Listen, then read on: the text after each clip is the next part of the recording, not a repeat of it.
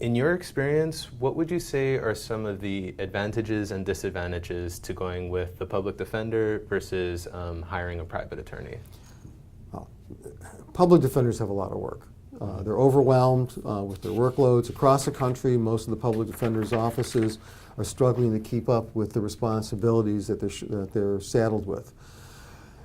Normally, when you're pulled over or you have an encounter with the police, the public defender's office cannot get involved until it's been determined that you're eligible for a free attorney. Yeah.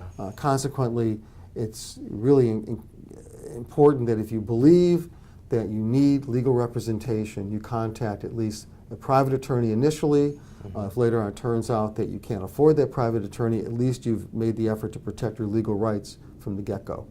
That's a good strategy that I hadn't thought of before. You can consult with the private attorney first to see if it's a good fit, and then maybe if you don't need them later, or if you don't have the resources, you could then go to the public defender. I mean, in the marketplace of legal representation, I mean, there are lots of attorneys, and just because one attorney gives you advice that you don't necessarily agree with doesn't mean that you shouldn't go out and seek another attorney's advice.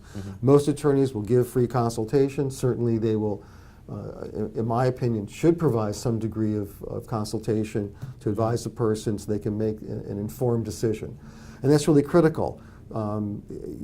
Normally when people have encounters with the police, it causes anxiety, consternation. They frequently don't want to address the issue. There's a tendency to bury your head in the sand, so to speak. And it's important to have someone who can provide an objective opinion, at least initially, so that you can make an informed decision.